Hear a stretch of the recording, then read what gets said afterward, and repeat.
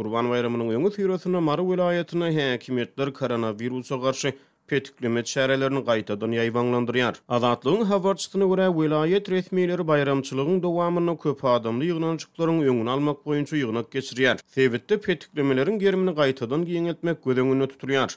Bular barada Azatlyk radiosynyň habarçylary sebitden habar berýärler. Azatlygyň habarçysyna görä sebit resmiýetleri 19-njy ýylda vilayet häkimliginde ýygnak geçirip sebitde Gurban bayramynyň bellenip geçilmeginiň tertibini maslahat etdi.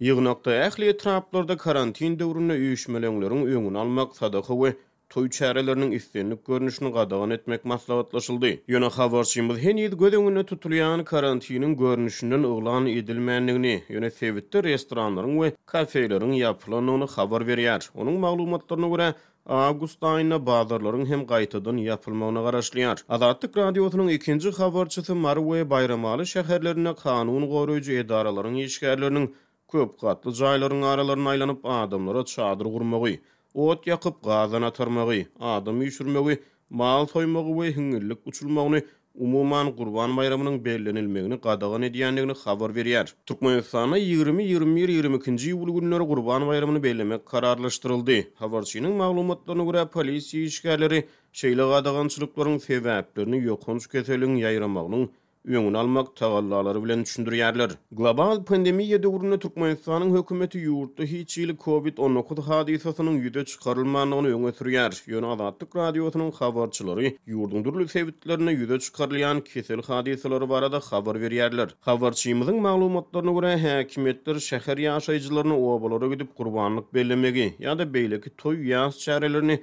obalarda geçirmegi maslahat berýärler. Bu zatlar şäher ýerlerine umuman gadagan, bize de ýokurdan gelen buyruk şeýle diýip Azatlyk radiosynyň habarçysy bir polisiýa işgäriniň sözlerini sitirleýär. Şol bir wagtyň özünde häkimetler şäher ýerlerine geçirilýän ýaz şäherleriniň daşarda çadyr gurmadan azadymly geçirilmegini maslahat berýärler. Geçen ýyl bular ähli sallançaklary ýykdylar. Bu ýyl şäher bolsun, oba bolsun, tapawdy ýok sallançak kurýan adamlaryň jogapkärçiligi çekiljekdigini aýdýarlar diýip bir marly ýaşaýjy Azatlyk radiosynyň habarçysy bilen gurulmuşlukda aýtdy. Biz berjek sadakalarymyzy arkaýyn berip bilmeýärsiz ýerli ýaşaýjy sözüniň üstüne ýetirdi. Bu aralykda Azatlygyň habarçysy Gurban bayramynyň fonunda ýerli bazarlarda azyk haritlarynyň bahalarynyň ýokurlanynyny habar berýär. Habarçy bayramçylygyň fonuna Marynyň bazarlarynaky käbir haritlarynyň bahalaryny öwrendi. Paýta ýagynyň 5 litri 350 manat, sebitde paýta ýagy defitsit. Ýerli unyň pes sortunyň 50 kilogramlyk bir haltasy 450 manat. Iň ýokary hil un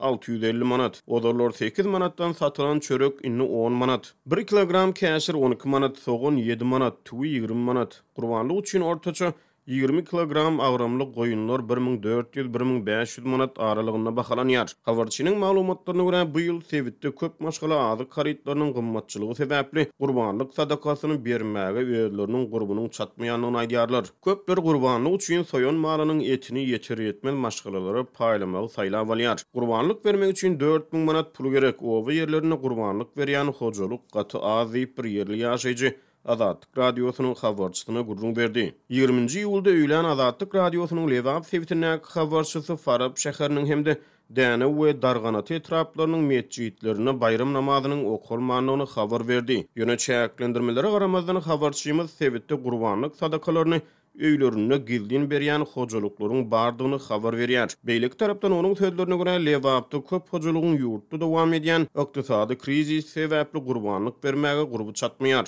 Bu aralykda Türkmenistan pandemiýa sebäpli daşary ýurtlarda galan raýatlaryny ýurda gaýtyrmaga dowam etdirýär. Biziň habarçylarymyzyň maglumatlaryna görä 18-nji ýylda Türkmenistan Howa ýollary kompaniýasy charter gatnawy bilen Istanbuldan Türkmenabada 142 adam getirdi. Olaryň ählisi karantina ýerleşdirildi. Habarçy uçurdaky ýaş çağaly maşgalalaryň Türkmenabadyň köp ugurly hastaxanasyna ýerleşdirilendigini habar berýär. Ol bu gatnaw bilen ýurda dolanan raýatlaryň arasyna ýarawsyz adamlaryň az bolanyny aýdyp maglumatynyň üstüne ýetirdi.